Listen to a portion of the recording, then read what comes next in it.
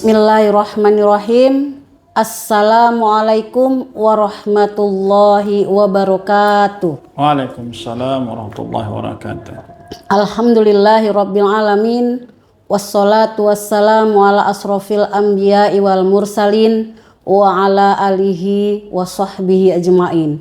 Alhamdulillah, kita panjatkan puji dan syukur kita kehadirat Allah Subhanahu wa taala. Pada siang yang berbahagia ini kita masih diberi kesehatan dapat bertemu bersilaturahmi di IKMA Channel KUA Medan Amplas.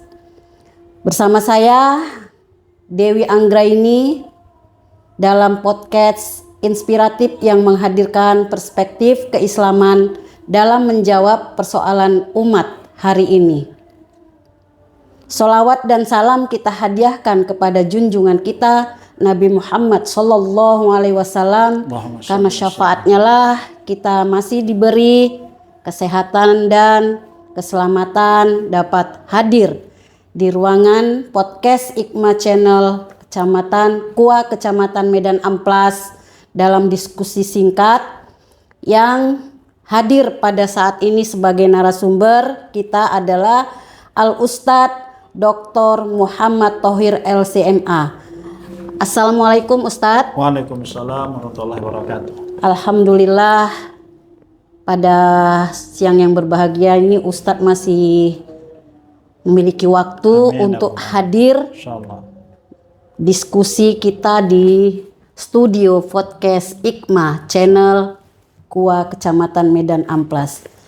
Dalam kesempatan ini Ustadz, tema kita yaitu generasi tanpa batas ketika adab ditinggalkan dan arah hidup dipertaruhkan.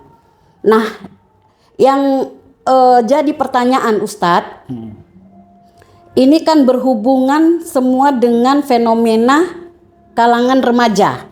Baik itu pacaran bebas, kemudian pergaulan tanpa batas, hingga penyalahgunaan obat-obatan terlarang. Nah, kepada Ustadz, ini ada beberapa pertanyaan. Bukan pertanyaan, ini kan kita diskusi ya Ustadz. Kita melihat fenomena ini cukup mengkhawatirkan. Kenapa? Adab sekarang ini udah mulai ditinggalkan oleh remaja-remaja kita. Kemudian batasan syariah itu dilanggar. Sehingga bahkan yang dulu dianggap tabu kini menjadi hal yang biasa. Nah, ini bagaimana tanggapan Ustadz sebagai narasumber pada siang yang berbahagia ini bisa menjawab pertanyaan-pertanyaan yang untuk solusi pertanyaan dari umat.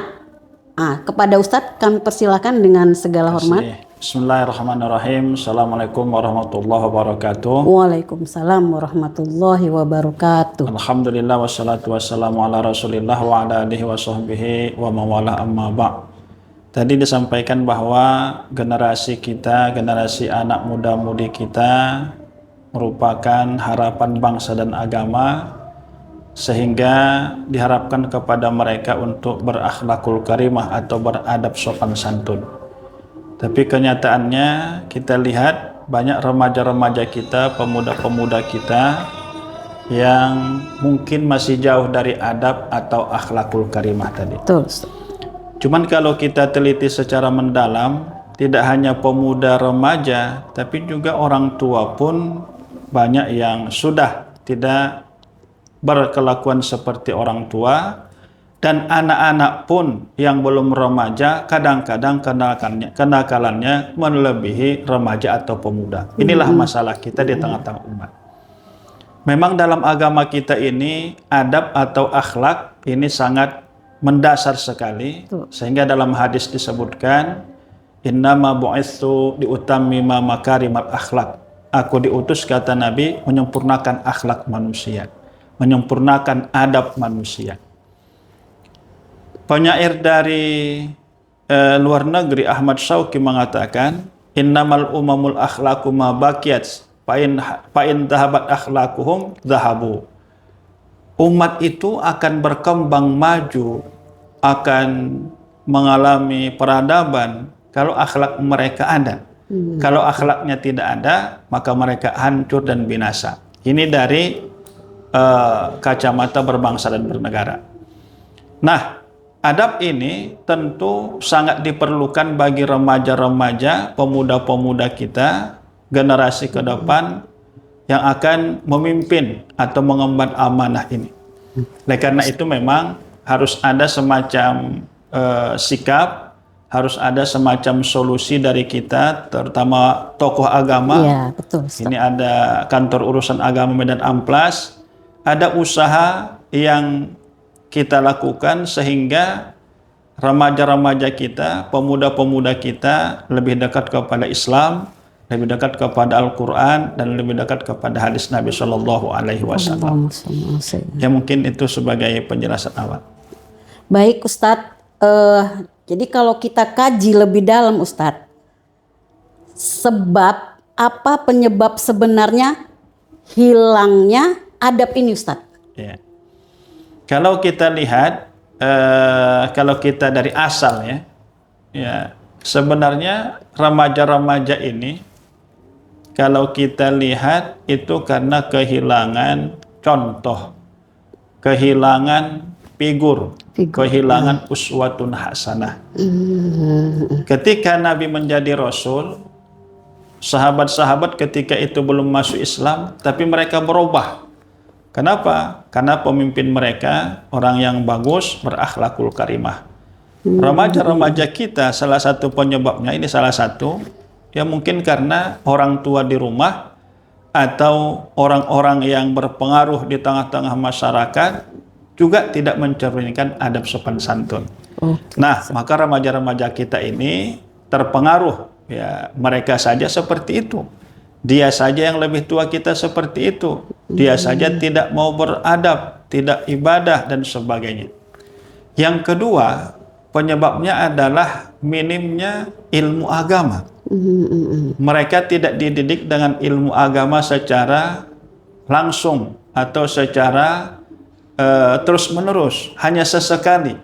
Ini mungkin yang perlu juga pendalaman terhadap ilmu-ilmu agama. Maka memang seperti misalnya haji, ada manasik haji, pernikahan ada bimbingan pernikahan, seyogianya sebelum mereka dewasa ada bimbingan menghadapi remaja. Karena ada masalah-masalah, ya namanya laki-laki perempuan saling mencintai, tapi kan ada aturan-aturan, ada prinsip-prinsip. Jadi memang perlu penambahan ilmu ya Ustadz. Ya. Jadi Ustadz, kalau dampaknya ini, fenomena ini kita biarkan aja seperti berjalan seperti ini, dampaknya itu gimana Ustadz? Menurut Ustadz? Kalau misalnya remaja-remaja, pemuda-pemuda kita ini kita biarkan dengan adab yang tidak baik, dengan akhlak yang tidak baik, ini dipastikan akan mencoreng Islam itu sendiri.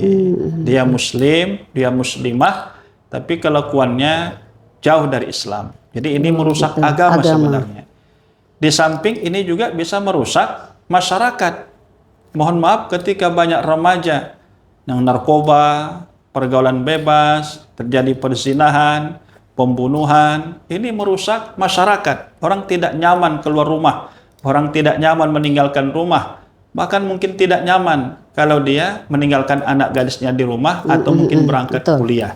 Jadi sangat besar pengaruhnya, mudaratnya, apalagi mungkin ini sudah dari semua sisi. Saya lihat dari segi ilmu kurang, pergaulan begitu bebas, makanan minuman masuk. Kalau yang halal tidak apa-apa, tapi kalau yang haram, ini yang bisa merusak generasi kita. Jadi sangat besar pengaruhnya bagi agama, bagi negara tidak tenang, nyaman, bagi masyarakat, bahkan bagi dirinya. Dia menghancurkan dirinya sendiri, dia merusak masa depannya sendiri. Jadi kalau menurut Ustadz nih, solusinya apa? Kalau untuk generasi kita ini, generasi yang mengalami fenomena yang terjadi tadi, seperti pergaulan bebas, minuman keras dan narkoba. Menurut Ustadz gimana solusinya? Solusi yang harus kita lakukan pertama adalah dari keluarga. Keluarga ini sangat penting. Karena pendidikan pertama itu ada dalam keluarga, terutama seorang ibu. Ibu ini sangat berpengaruh dalam membentuk karakter anak. Maka ibu harus berperan, mulai dari dia melahirkan, mengandung, membesarkan, diisi dengan sholawat. Ibu tadi harus juga beradab, baca Quran, jaga sholat 5 waktu, tidak memberikan makanan yang haram syubhat kepada anak. Nah, setelah dia nanti beranjak dewasa, ini yang lebih ada peran ayah. Dia harus menunjukkan bahwa dia adalah seorang ayah yang bertanggung jawab, tidak KDRT, ya, tidak merendahkan istrinya, dan dia juga bisa menjadi contoh dalam hal keagamaan. Jadi orang tua. Begitu juga masyarakat. Disinilah pentingnya pemimpin yang adil, pemimpin yang betul-betul memperhatikan bagaimana masyarakat ke depan. Dia munculkan semacam aturan-aturan atau semacam ikatan-ikatan yang itu bisa menyelamatkan banyak orang. Dalam hal bernegara, tentu pemimpin kita sangat diharapkan untuk memberikan ya jalan sehingga masalah-masalah ini bisa teratasi. Dicarikan solusinya, artinya bagi pemuda-pemuda ini, ya kalau istilah dulu, kalau kita kosong, tak ada kegiatan, mungkin akan terpikir untuk melakukan hal-hal yang aneh, yang negatif, Tapi kalau kita sibuk, tak ada waktu untuk berpikir yang negatif. Jadi anak-anak muda kita ini harus kita sibukkan dengan kegiatan-kegiatan mungkin di masyarakat, mungkin remaja masjid, mungkin juga ada nanti 17 Agustus dan sebagainya. Nah, karena ini sudah mulai langkah kita lihat. Betul, Ustadz. Kalau mungkin dulu zaman kita ya Ustadz, kegiatan tuh banyak. Salah satunya remaja masjid, kemudian ada nanti kegiatan-kegiatan keagamaan seperti buat perlombaan, sholawat, nasyid atau lain-lain. Kalau sekarang mungkin sekarang udah nggak nampak lagi ya Ustadz, seperti itu. Itu yang mungkin kita tumbuhkan lagi sehingga mereka memiliki banyak kegiatan dan ada kontrol dari orang-orang tua yang ada di kampung itu atau negeri itu. Oke, siap Ustadz. Terima kasih Ustadz. Satu lagi nih Ustadz. Pesan-pesan Ustadz untuk generasi-generasi sekarang supaya menghindari dari perbuatan-perbuatan yang salah lah tadi menurut kita. Silakan Ustadz. Baik, kepada adik-adik kami, remaja-remaja, pemuda-pemudi, ingat pepatah Arab, Subhanul Yaum Rijalul Ghad. Pemuda hari ini adalah pemimpin masa depan. Jaga karakter diri kita, jaga kepribadian kita. Jadilah seperti ikan di laut, sekalipun laut itu asin, tapi ikan itu tetap hidup dan tidak asin, dan dia bermanfaat bagi manusia. Tidak bisa kita menghindar dari masa, karena masa ini akan berjalan terus, tapi kita harus memiliki filter, memiliki penyaring, mana yang harus kita lakukan, mana yang kita tinggalkan, mana yang harus kita temani, mana yang harus kita jauhi, mana yang harus kita lakukan, dan mana yang kita tinggalkan. Ini mungkin pesan kami kepada para pemuda-pemudi, remaja-remaja masjid, muslim, dimanapun berada. Baik, terima kasih Ustadz. Dan sahabat Ikma Channel, KUA Kecamatan Medan Amplas. Tadi sudah kita sama-sama dengarkan diskusi kita tentang seputaran generasi muda yang khususnya di Medan Amplas ya Ustadz. Umumnya untuk seluruh remaja yang ada di Indonesia dan di dunia. Mungkin itu Ustadz yang bisa kita sampaikan pada kesempatan yang berbahagia ini. Diskusi yang betul-betul mudah-mudahan diskusi yang mendapatkan berkah dan berguna untuk seluruh umat manusia. Demikian sahabat Ikma, saya Dewi Anggraini mengucapkan banyak terima kasih. Wabillahi taufiq wal hidayah. Assalamualaikum warahmatullahi wabarakatuh. Waalaikumsalam. Terima kasih Ustadz.